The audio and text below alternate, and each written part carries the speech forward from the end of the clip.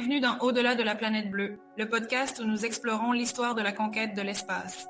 Je suis Domenica et dans cet épisode, nous parlerons des missions Gemini, le laboratoire en orbite qui a préparé le chemin pour l'arrivée de l'homme sur la Lune.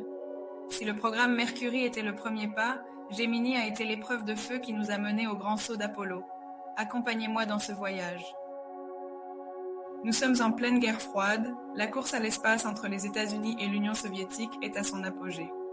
L'URSS avait réussi les premières grandes avancées, le satellite Spoutnik, le premier être humain dans l'espace, Youri Gagarin. Les États-Unis devaient répondre. Le programme Mercury avait prouvé que les astronautes pouvaient aller dans l'espace et revenir en vie. Mais pour aller sur la Lune, il fallait plus de tests. Comment accoster 2 vaisseaux en orbite? Comment survivre à des missions plus longues? Pouvons-nous marcher dans l'espace sans risque? C'est ici qu'intervient le programme Gemini.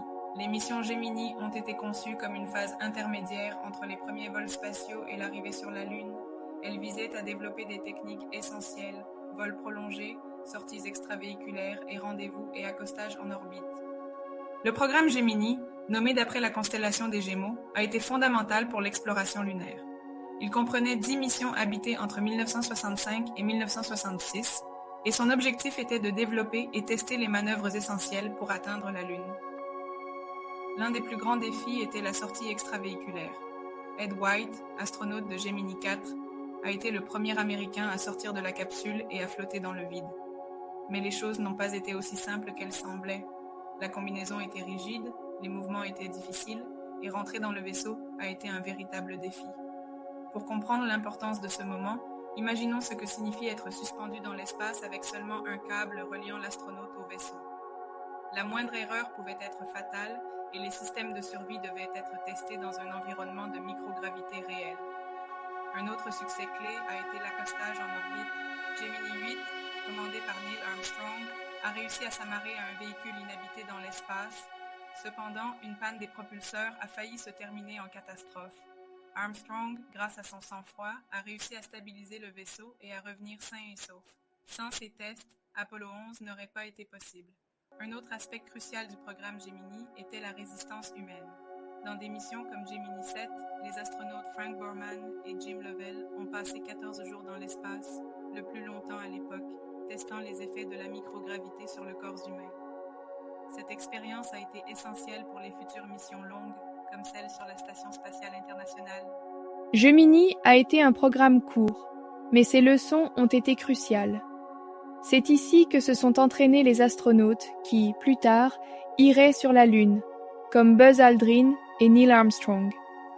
Les systèmes de navigation ont été perfectionnés, les effets de l'apesanteur sur le corps humain ont été étudiés, et la viabilité des missions longues a été démontrée. De plus, il a permis de tester la rentrée et l'atterrissage avec précision, quelque chose de fondamental pour un retour en toute sécurité depuis la Lune. Les capsules Gemini étaient conçues pour manœuvrer lors de la rentrée, permettant un atterrissage plus contrôlé que les missions Mercury précédentes. Grâce à Gemini, la NASA avait confiance en la possibilité du prochain grand pas, Apollo 11. Sans ce programme, le rêve de marcher sur la Lune aurait mis beaucoup plus de temps à se réaliser.